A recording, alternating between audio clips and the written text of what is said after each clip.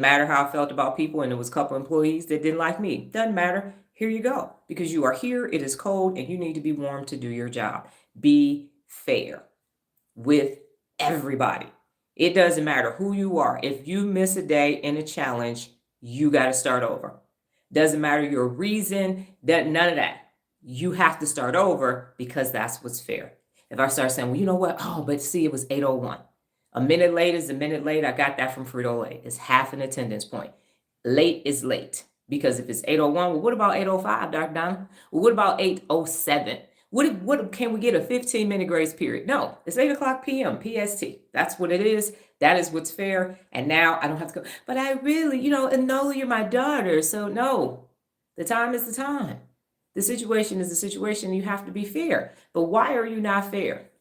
Why wouldn't you be fair? Because you are taking your personal feelings into consideration, into fairness. And that's the problem. And when you hear people say it's not fair, most of the time it isn't fair, but you don't say, why isn't it fair? Why isn't it fair? Why? Because it's personal. Everything becomes personal until it's time to be personally accountable. Isn't that interesting? Everything is personal until it's time to be personally accountable. And then it's not personal anymore. Then it's not have nothing to do with you. It's them.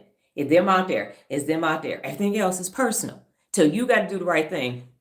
Now it's not personal anymore. If you can't be fair, you can't be a real leader, and you can't be personally accountable, because you have to take into consideration fairness to everybody, regardless of how you feel personally. You don't get to do sexual orientation and gender and ethnicity and all these other things that make it not fair. That's why I say there's only two types of people in the world: people who hold themselves personally accountable and people who don't. That takes everything. That's fair as you can get. I have never given, nor will I ever give you a physical description of someone holding themselves personally accountable, because you have to decide where you are by behaviors if that person is being personally accountable. And that's hard to do because I haven't given you a physical description. If I say a 6'2", 185 pounds, male, now you're going to look. If I start throwing skin complexion in there and religious preferences and socioeconomic status and all that, now you know who to go look at and say, oh, that is the specimen that exists that is personally accountable. That's what it looks like, the pillar of personal accountability. Nope, not going to tell you what it looks like, because it's a behavior. It's behaviors. So if you find yourself not being fair, check your biases. Check all of your biases, because that's why you're not being fair. Well, it's not fair. When I was in the Army and I was a captain and I was a lieutenant, somewhere around there, because I got promoted at a career captain's course. We had, I think there was 5 female officers in the class, and there had to be 17 males or something like that. And during PT, because we had Marines and Turkish officers and people from Saudi Arabia and Korea and everything else, because MPs all train together. Well, everybody does when you go to those courses. And we had to grapple. It was the Marines' day to do PT, and he said, we're grappling.